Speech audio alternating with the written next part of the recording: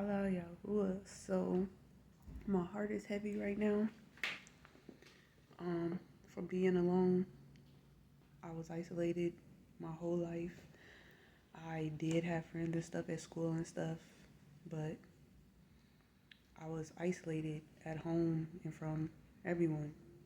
My aunt, Jacqueline Sabrina Young, I was her sex slave. And now I'm hearing my sister, so CPS, court, police, all that is in on it. I'm coming to the realization now because of the things that happened.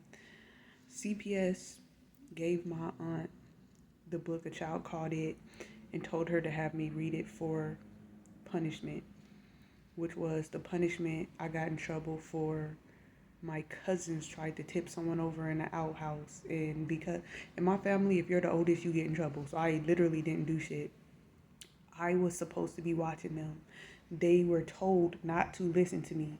They tried to tip some people over in our house, and the police was chasing us, and I got in trouble for it. So I had to read the book A Child Called It, which CPS and the police, because they would come together, told my aunt that to have me read for punishment.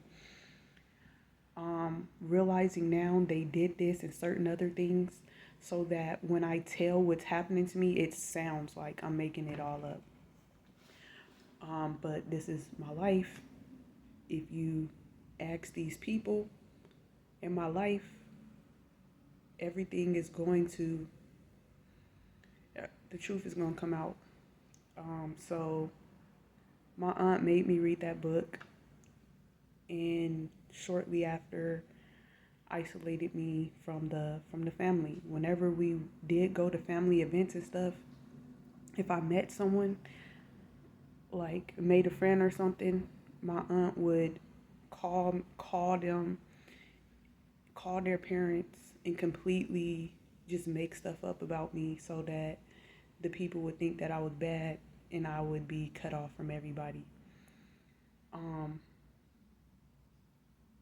And it wasn't just my aunt. CPS, the juvenile court system, and the police were all in on it.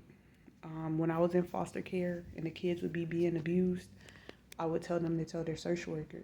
And the social worker would stage little, like they would be talking to each other and they would be saying, oh, she was abused, watch her around the kids, she might do something to them. Stuff like that, which made me start being quiet.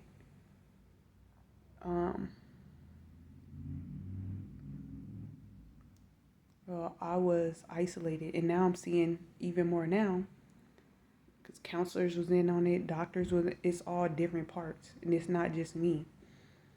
They did this to a lot of foster kids. They are sex trafficking us. I always spoke up until I got silence from speaking up and telling, and everybody telling me that I was lying.